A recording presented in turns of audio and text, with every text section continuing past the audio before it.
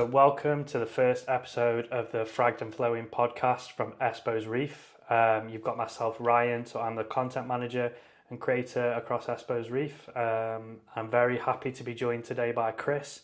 So Chris, if you want to take it away and just give yourself a little intro. Yeah, hey Ryan, thank you for having me on the podcast. So for those of you who don't know me, my name's Chris from Aquatic Elements. Now I run a platform on YouTube, TikTok, Facebook, Instagram, all across social media, creating aquatic-based content from fish store tours to visiting hobbyist home aquariums and also their setups as well.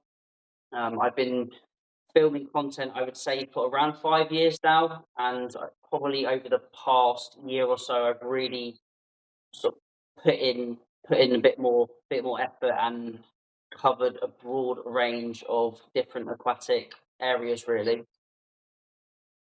Now for probably taking it back to maybe like our intro. So we first met a few weeks back at the TMC Reef Summit. Yes, yeah. Now it was an amazing couple of days, and I just thought we'll probably kickstart there. Of like, what did you think of the couple of days? What was like your highlights? What did you really enjoy? Yeah, so I thought it was really a really good event. It was the first content creator, I guess, event you could say that I've been to, and it was the first aquatic based event that I'd ever been to in the UK as well.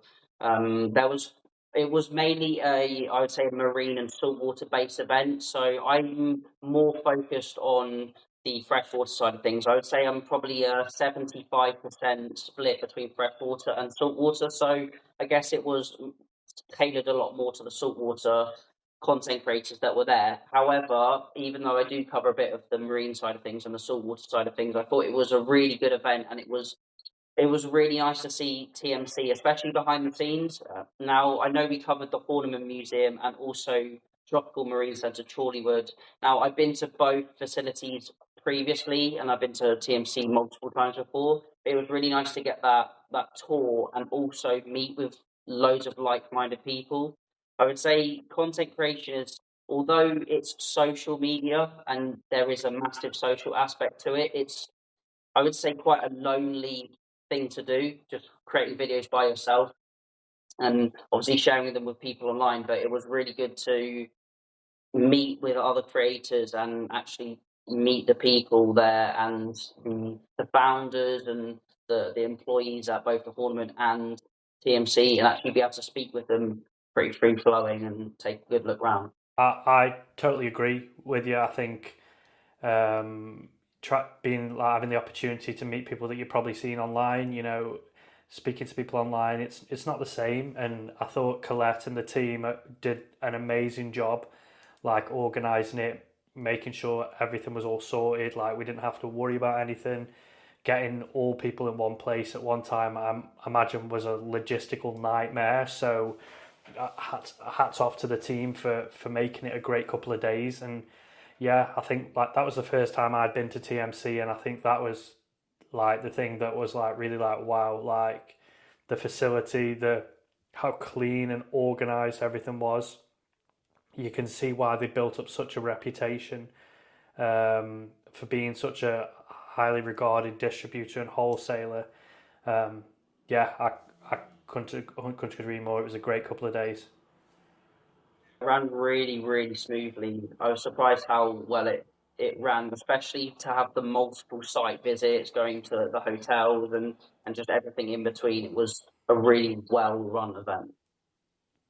So probably trying to dig a bit more into your background and how you got into aquariums and fish keeping. Like, what are your first memories of the hobby? Like, what got you into it? When did you first start, and how has that led to Yeah. where you are now?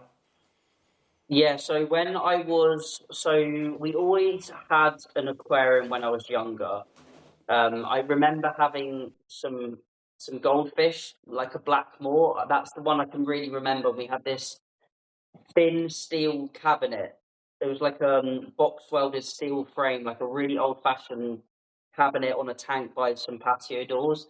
So that was the first ever time I kept fish. And then when I was about 14, that's when I really started to get into fish keeping. So Dad had a 9 to 10,000 litre pond in the garden, and he originally kept koi carp in there.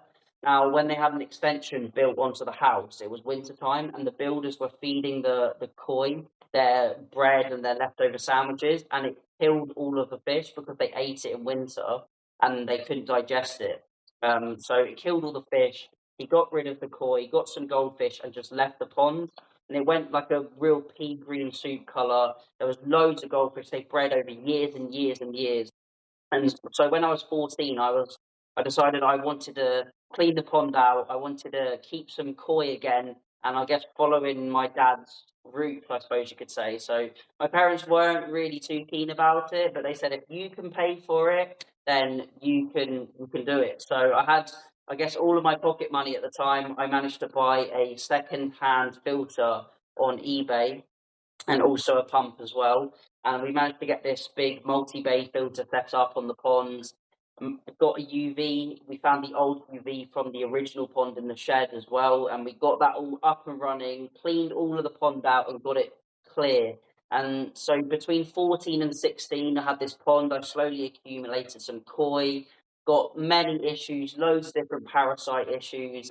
Decided to get a microscope, diagnose those issues, and I started to go onto the koi forums. So there was a few koi forums that you could find on the internet back then, and I would ask loads of questions, loads of different setup ideas, and just real diagnosing the fish. And every day I would be on the forum talking to people. I was 14, 15, and I'm sure everyone else was probably middle aged on there. Same, yeah. So With really Ultimate Reef.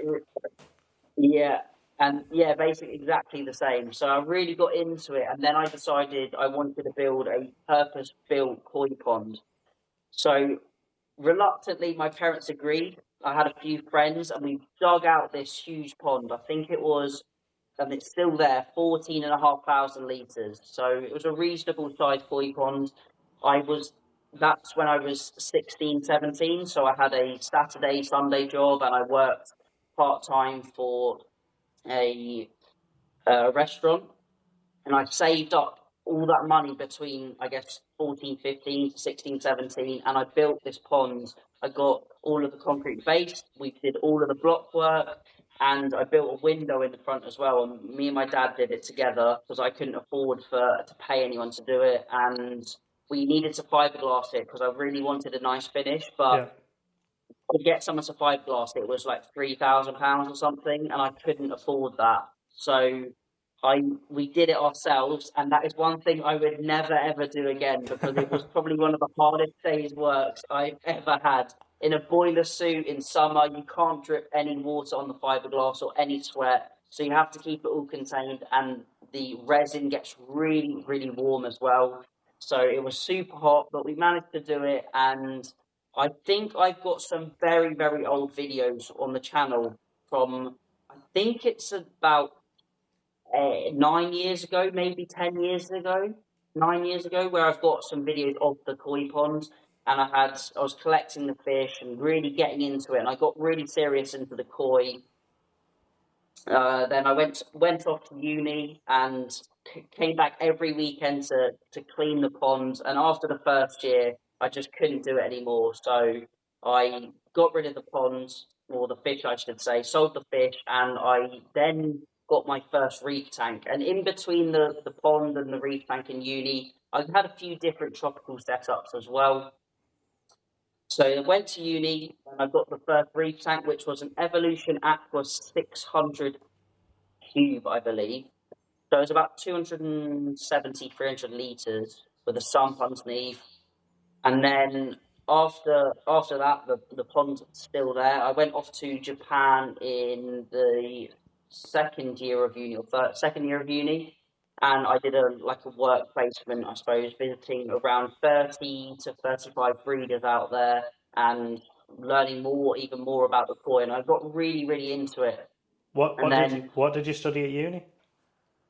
Aquaculture and fisheries management. So okay. So it does relate to it then. Yeah, a science degree in fish. It was a Bachelor of Science degree. So I like to compare it when I'm when I'm telling people what it is, I guess I like to compare it to marine biology, but for freshwater and slightly different, just makes people understand it a little bit better. So I did that for 3 years, and I also did a work placement at Cuttlebrook Koi Farm, and I also did a work placement at a farm called Yoshihigoi in Poland as well.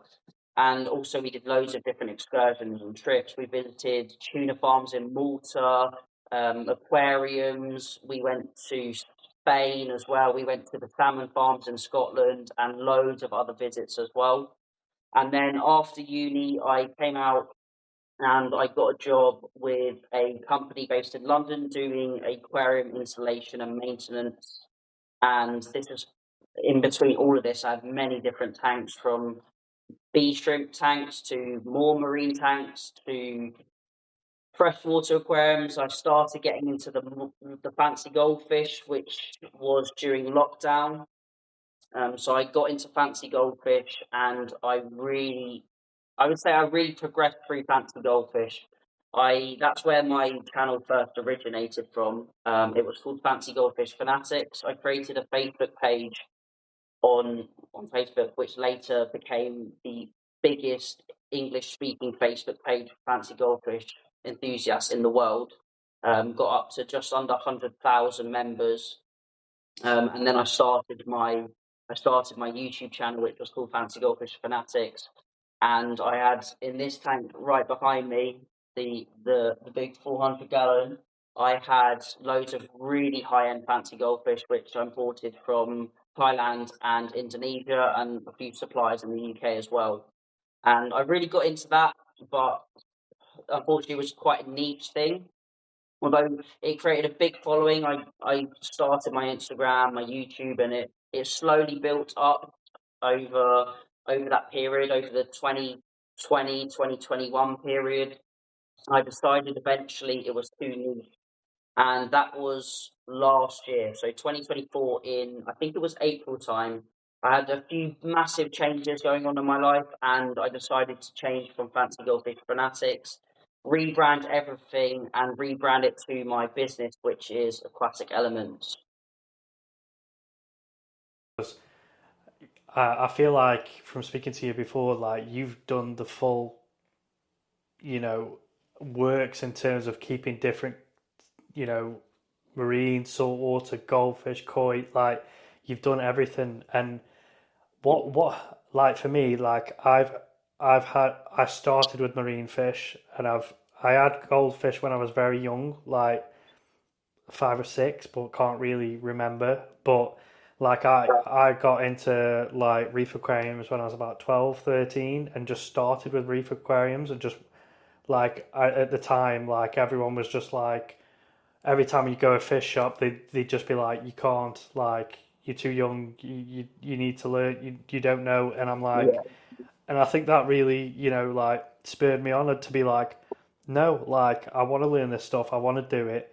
But from your perspective, like, do you have a favorite? Do you have a favorite, type of fish, or is it too hard for you to choose, having kept so many? So I would say over the years, I've probably kept around 15 different freshwater systems, and I've kept around 6 or 7 different marine systems. Now, that doesn't include all my clients that I look after their systems as well. Now, I would say fancy goldfish are a fish I will definitely keep again. And funnily enough, I would say they are the hardest fish to keep. Now, that's not the generic fancy goldfish, but when you start getting into the show quality and the high quality fish, I guess it's comparable to dog breeds. Once you start getting into maybe like show quality pugs or show quality French bulldogs, they've been changed so much, they've been selectively bred so much that they are really weak and they need the proper care and proper looking after. And when I had fancy goldfish in this tank, I had multiple videos go viral. I would say at the time it was probably one of the most famous fancy goldfish tanks in the world. It got millions and millions of views because, for one, no one had ever seen an aquarium of this size on the floor, and two, the fish were all 9 to 12 inches, so they're big fish. and the tank was completely empty, which I think was one of the reasons why it got that virality, because people thought they knew better and people really disagreed with the way I kept them, that they obviously weren't quite educated enough to understand that that was the best way to do it. And that is probably why that tank did so well. But nowadays, I would say currently I'm keeping the monster fish or monster style of fish. And I would say currently they are my favorite fish. I've got stingrays and arowana. I've also got dapnoids and gar, and a few other different species as well. I've got a fly river turtle as well. And I would say currently the monster fish are my favourite. I've kept stingrays a couple of times now, and they are an absolutely awesome pet to have, really interactive and sociable.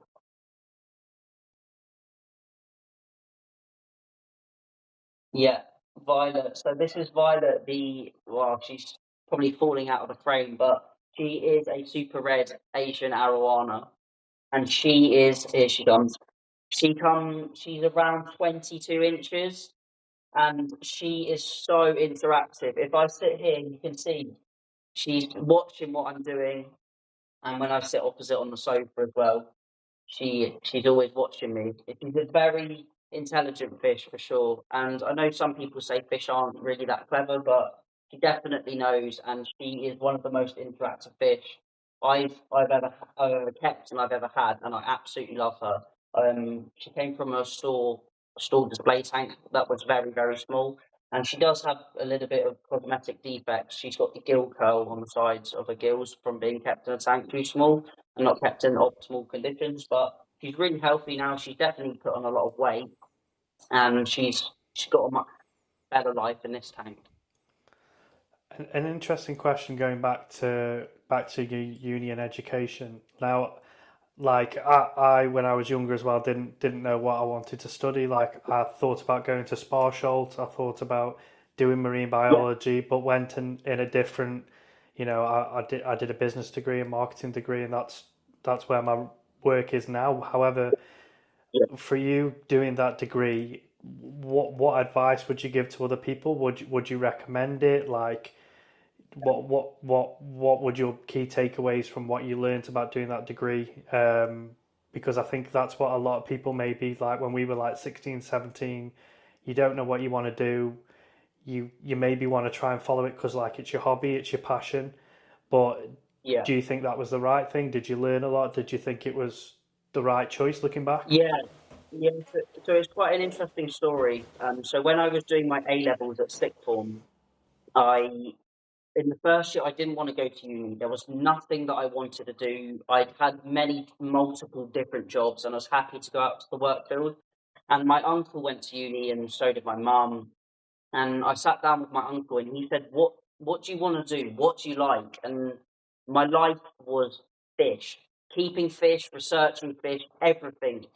And I said, I'd love to do something with fish. And he was like, well, let's find something. And I was like, there's nothing. There can't be anything. So we looked and we found a like foundation degree that you could do, which was like a college course. But I was like, I don't want to do that. I want to do a proper 3 year degree, a an accredited degree. And we found Sparsholt was the one we found. And there was a 3 year Bachelor of Science degree. And I was like, oh, that looks quite interesting.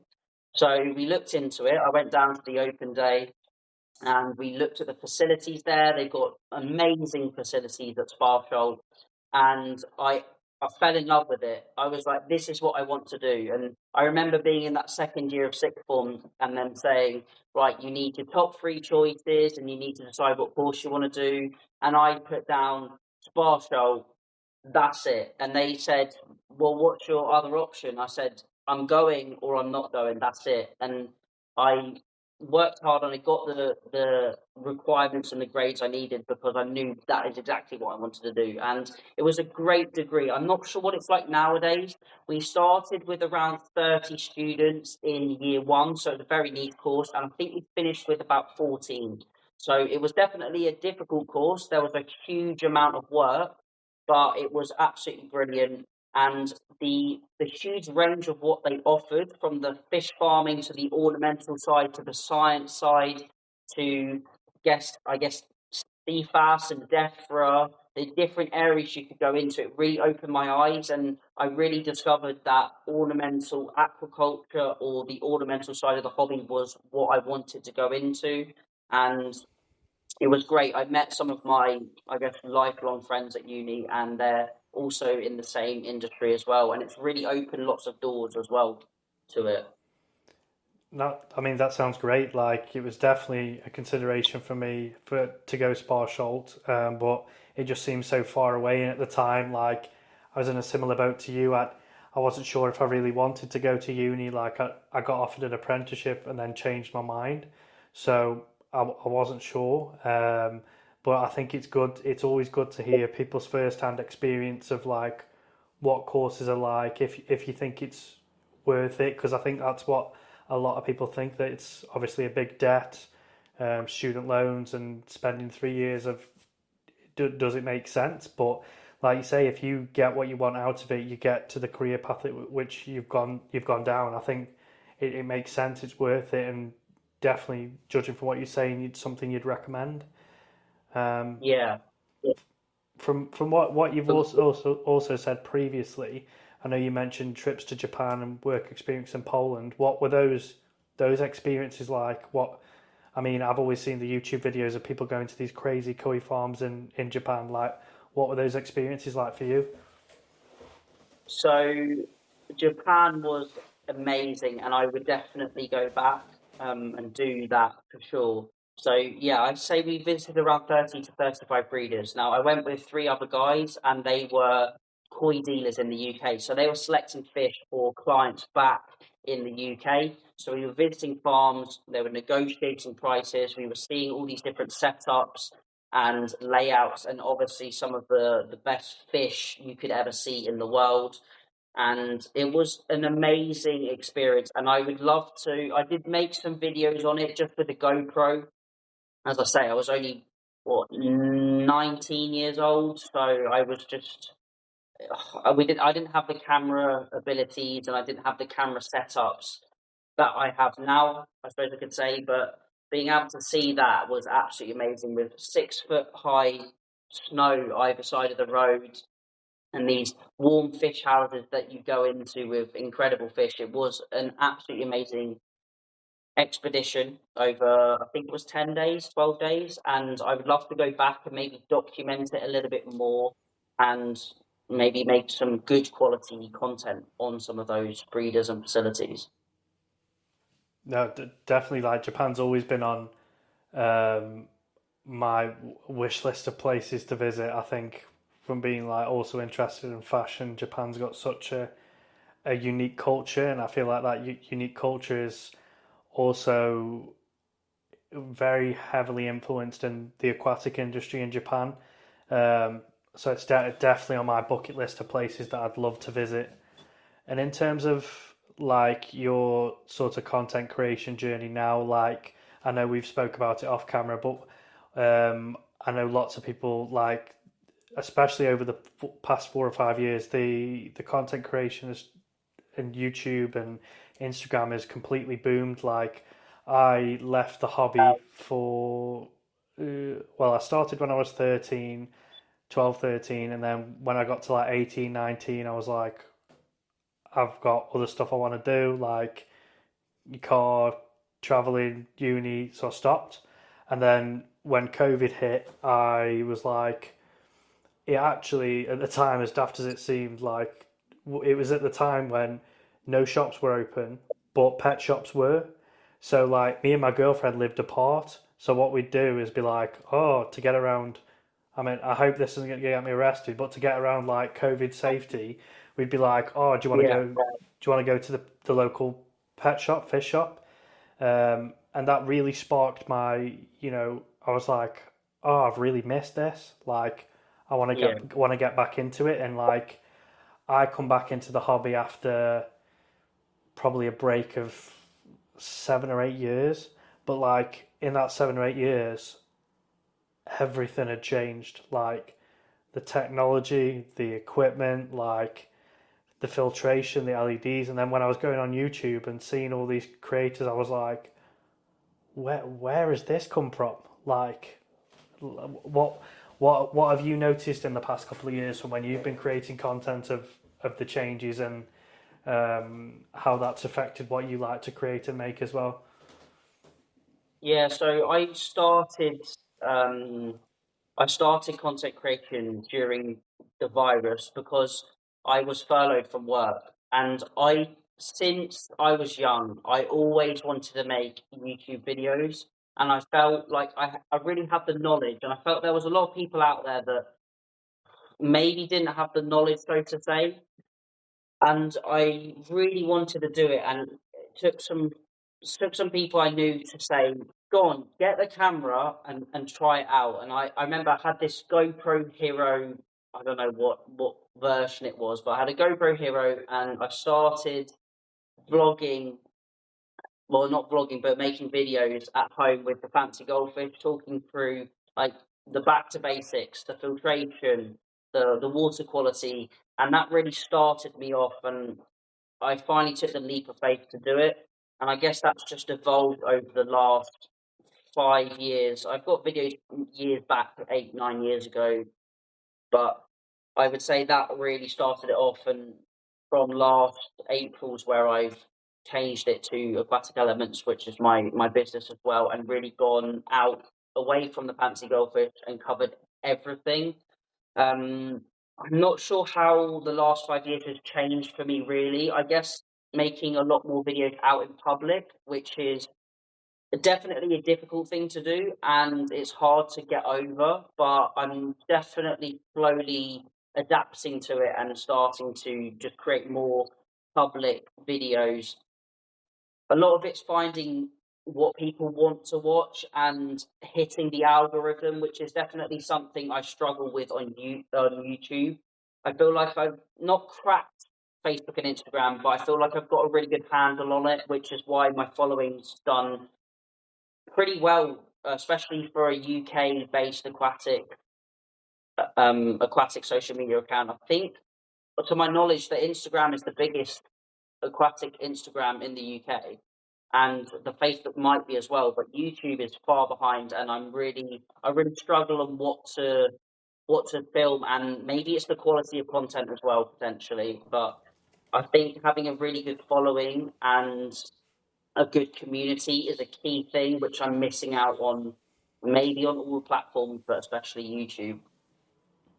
Yeah, I th- I think it has got, and I think the platforms are constantly changing and constantly evolving about what they want you to do and how to create it. Like my day job is I work in paid ads across every platform for some of the biggest brands in the world, and constantly hear about the changes of content, the originality, what goes viral and how, and it's an ever moving goalpost. People's interests change, what people want change, the length of content people are willing to watch now has changed. People's attention span is like that, and people want Yeah, the quick snappy content, and if you've not hooked them in 5 seconds, they're gone, and it's not easy. But I think it's going to be interesting to see how that changes. But definitely trying to build a community is really important, and that's one of the reasons like why I wanted to start the podcast, because there's so many people in the hobby that I speak to quite a lot on Instagram. But I think similar to how we said about the event in person, it's not the same like messaging on Instagram. It's always good to like have a sit down, have a chat with people, meet people in person. You know, it's a very, I wouldn't say it's a niche hobby, but it's a hobby that everyone's super, if you're in it, you're super passionate about it, and yeah, sharing that with other people is always really good.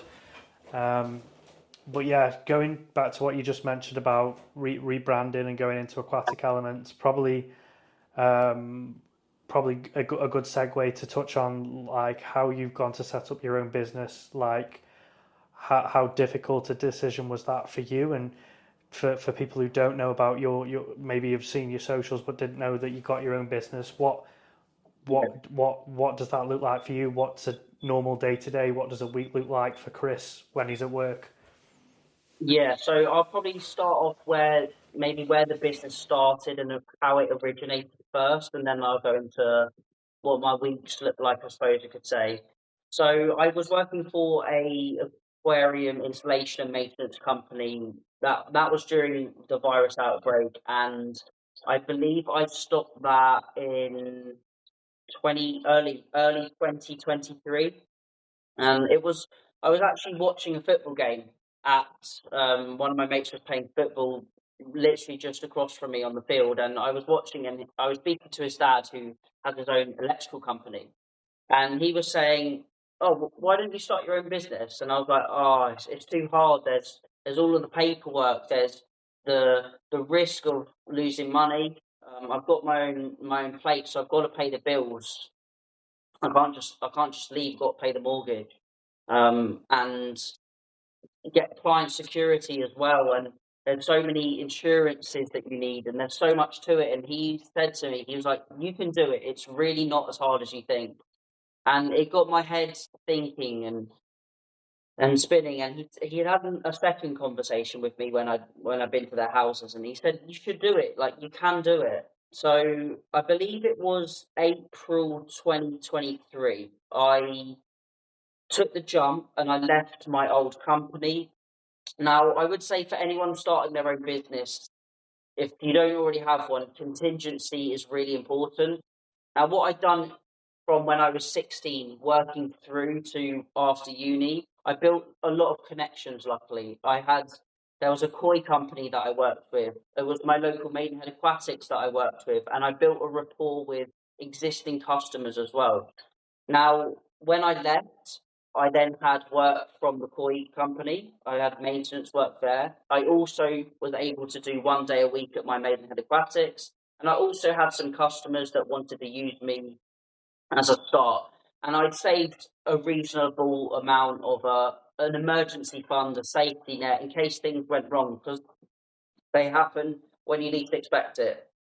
So it started off reasonably slow. I was working the Maidenhead Aquatics job on a Friday, and I was probably working 1.5 full days per week on top of that.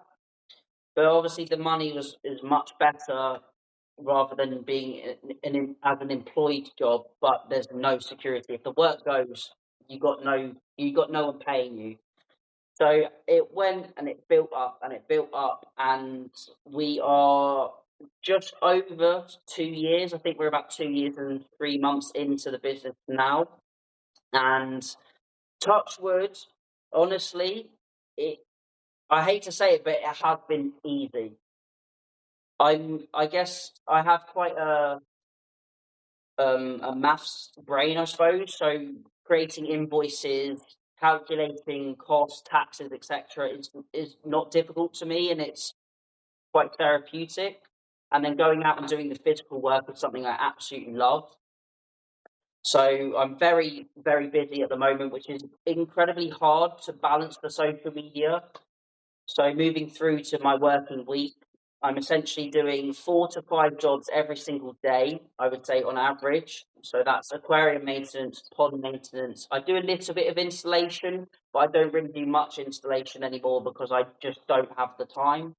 And then in the evenings, I'm editing content and putting out content. If I somehow have a spare day, I'll go and film some content, maybe at a hobbyist aquarium or setup, or my local shop, or I'll travel to some other shops. And then on the weekends, I'm going out to film as well. So, for example, next week, I've taken half of the week off, and I'm doing a 3 day road trip down to the southeast, and I'm visiting 12 to 15 shops and hobbyist setups as well, and filming there. So that'll give me a nice block of content to slowly feed out over the next few months. But really, it's a full on business. It's throughout the day, throughout the evenings, and throughout the weekends. But I'm absolutely love it, and it's my life, and I really, really enjoy it.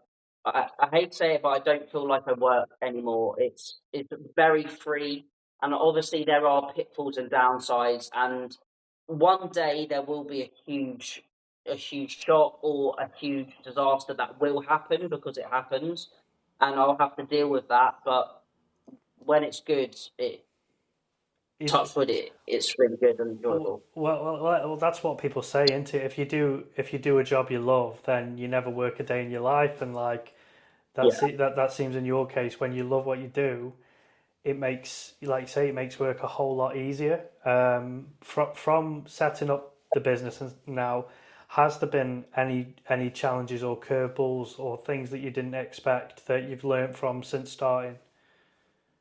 Um, as weird as it sounds, no, it has it has really been smooth sailing. I think that's part of the fact You were that I have you were good people prepared for around it. me. I've learned so much from the businesses I've worked for. From working at an aquatic retail shop, there's things I've realised what I do and don't want to do. From working from an independent company that provides servicing, what customers to avoid, what what pitfalls there are, maybe what to maybe do's and don'ts, and then working for a company that does exactly what I do, working out that yes, I can do the maintenance, working out the travel costs and route planning, going to communicating with customers and talking to customers, and then also working out how to do invoicing and speaking with suppliers as well. I guess I just built up the experience in all of those sectors, and then I could just amalgamate it together. And with the right people around you, it's best to use. It's best to have good friends and use people for their benefits and give back to them in what you can. But really is to learn, and that's one thing I really try to advocate on my channel is there is not a single way to do something, and there's not a single way to keep fish in this hobby. There are so many different ways, and one is not better than the other, and one is not right, and one is not wrong. And that is, I guess, something I did with this aquarium behind me is experimentation. As long as the animals you keep are well cared for, and you cause no damage to them, then trying out different things and experimenting is something that's only going to pioneer the hobby further and lead to maybe future success and be better for the hobbyists in it. Do you think that sometimes, I mean, I personally think it's the case, but especially in reef keeping, do you think people overcomplicate it and try to get too much fancy gear and buy all the latest things, and sometimes it's not necessary? Yeah, so I would say my point of view is probably biased because I have around 45 to 60 setups that I look after. So overcomplicating that many setups is risky because if stuff goes wrong, I'm going to be called day and night, weekends, all the time. So for me, keeping client setups simple is really important and also efficient, and they need to get out of it what they want. So I need to make sure I understand what the client wants so they can get out what they want from it. And especially with the reef setup, I probably run 8 to 10 different reef aquariums, and they are all extremely simple. You've got good quality lights like your AR hydras, which I've got behind me. You've got your wave makers, you've got your return pumps. I absolutely love using a refugium. It's a really natural method. You've got your pH balance, you've got areas for zooplankton to live in, you're removing nitrates, phosphates, and organics, and you're also naturally removing those nutrients and potentially even providing a macroalgae food to some of your fish, like your surgeon fish. And then you've got your skimmer, a reactor, and I use a single dosing pump which doses the tropic marine alpha reef. And I guess you've got your auto top up and a heater, but that's pretty much it. I I am biased in that way. I don't use any of the Apex gear, any of the monitoring systems, anything like that, really. Yeah, I think that's one of the things that I've found since being in the hobby before and then coming back, that I was just like, there is so much gear, and like it's not cheap. I mean, it's not a cheap hobby anyway in general, but I feel like, well, from being like I'm in the fashion space and my other hobbies and my other blogs, but like it's always a case of having like, or being into sneakers and stuff is like having the newest, latest, biggest thing. Yeah. And like, I feel like there's a lot of people who are seeing like other people do it and try to compete. And I always think that like you said there, as long as your animals are well kept, looked after, healthy, you know, what is all this expensive gear for? Is it just like a competition of like, well, X person's got it, so I need it, and sometimes it feels like that, which I think can scare new people from coming into the hobby because they think, wow, Yeah. like I see all these people on YouTube and they've got 10, 15,000 pounds worth of gear. I can't afford that. Um, so I think it's interesting. It's an interesting to get different people's viewpoints on what they think, and like you say, if you've got to look after 10 or 15 tanks, if you've got overcomplicate them, if you've got a million controllers, doses, like you say, Yeah. especially if like for people who you may be looking after, maybe not fully versed in how they all work, you could be getting called out all the time. Like, why is this beeping? Why isn't this connected? Why is this leaking? Exactly.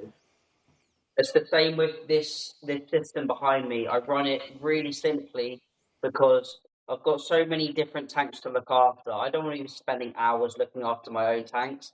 And this tank is so easy to look after. And I created the filter myself, built it myself. And you've got to think, if I've got 60 clients with 10 electrical items on their tank, that's 600 potential electrical items to go wrong, and mechanical things do go wrong. So keeping it as simple as possible is the main thing. Potentially, if I just had one tank at home, maybe I would get the fancy gear and maybe I would really invest all my time and money into it. But looking after all of those other systems, it's impractical for me. And the main thing my customers want to get out of a tank is a nice looking tank. They don't want the strawberry shortcake aquapora or the OG bounce mushroom. They want a lovely display of colourful fish and nice moving corals and movement. So filling a tank with 30 different types of softies with different colours, different patterns or different movements, and having 15 to 20 different marine fish in a tank give them exactly what they want, but it allows for any kind of swings in temperature or parameters. The softies aren't going to mind so much, and they're not going to be like aquapora that's bleaching. And I think it's the same. I really don't advise clients to keep discus and any really sensitive fish, like even high-end fancy goldfish, because they are a fish that really needs a lot of attention. And you, if you're keeping them, you may not feel like it, but you're monitoring that tank nearly every day, and you're doing something to it every day. And a lot of these customers, they're not interested in that. They just want something to look nice and be in the home. I think that probably you may have just maybe answered one of the final couple of questions I was going to ask. So the second to last question I was going to ask you is what advice would you give, or what would you say is the essential piece of advice for someone wanting to get into the hobby? Yeah, so I would say getting into the hobby is definitely easier than some people might think. And I really like to promote keep it simple. The simpler you keep something, the less chance there is to go wrong. Get a tank that's a reasonable size. I wouldn't start off with a nano tank. The swings are going to be a lot more, and you're going to be in a lot more of a vulnerable position if you don't know what to look for. Go for a tank that's maybe 200, 300 litres if you can, and you most likely will get hooked into the hobby and want to get a bigger tank anyway. Keeping it simple, having maybe a simple canister filter or maybe even a simple internal filter, which is what I run on this monster fish aquarium and also my grow out tank as well. An internal sump filter, which is the dual bioflow filters on the grow out tank, and I built one on this tank. Everything's contained within the glass box. You're not going to get any leaks, obviously, unless the aquarium explodes or split, but that is incredibly rare. You've got all of your equipment in the tank. You've got an internal sump filter, You've got your heater within that sump filter. It's all nice and neatly tucked away. And depending if you're keeping marine or salt, marine is slightly different. I'm more referencing to the freshwater side of things. Keep the aquascape fairly simple. Do your regular water changes and don't overfeed the fish. Overfeeding is a massive, massive issue. And I would say these fish can survive a long time without water, without food, sorry, not without water. Um, but really underfeeding, because these fish don't need nearly as much food as you think. I've got a gar in my grow out tank that hasn't eaten for 12 weeks and it's still alive. I had my arowana go on hunger strike for 2 weeks. No issue. These, especially the predatory style of fish, in the wild, they're not used to eating day in, day out. They eat sporadic meals.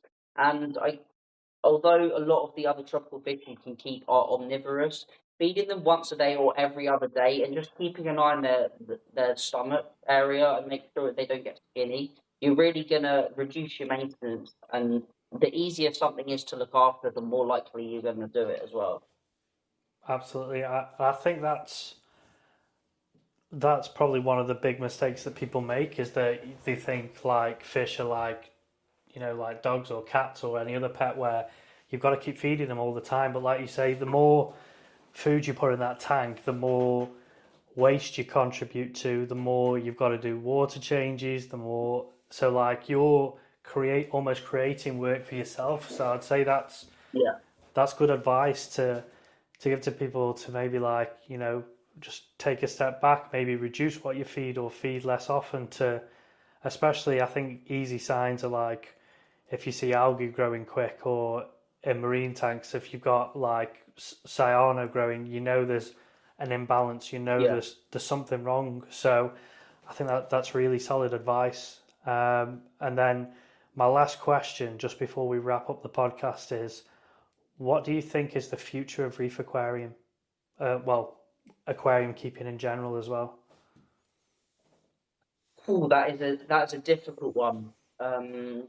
That is a tricky question. However, I see that technology it's gone at a rapid rate and it's progressing, and the investment is progressing so much that I think we're going to just see more advances in technology, whether that's water testing systems or maybe even some kind of water purification systems. At the moment, we've got, for the freshwater side of things, you're running canisters, maybe sumps, and marine, you're running stumps. Now, in the koi industry, drum filters were a pioneer there. And before that, they even had fleece filters. Now, fleece filters have been around for a long time, but I assume, I don't know the exact date, but I would say in recent times came into the marine side of things, maybe in the last 6 years, I guess, 5 years. And you've got your filter rollers, but that was in the koi industry a long, long time ago. And I feel like they're going to pull filtration ideas from other areas, maybe water treatment works, for example, and actually having your water run through a system that can remove nitrates potentially or break down harmful chemicals. I don't really know, but I feel like in 50 years' time, it it won't be silly to think that water can come in a filter and go out completely clean, and you just need to change a cartridge or something, or you might have some automated algae magnet. I know they're out there and they clean the glass, but I feel like things are becoming a lot more automated, and I guess that's the way the hobby is going to go. Now, I feel like I'm a little bit old school in saying try to keep it as simple as possible, but you have to adapt to change. And as humans, we don't like change, but it has to happen to improve and to progress, because without it, we'd still be probably living in caves, wouldn't we? And we'd have no development. So you got to go with the change, but it's working out what works best for you. And there's hundreds of different ways to keep aquariums. So just find what works for you and stick with it. But don't ignore the change and don't ignore what the future could bring as well.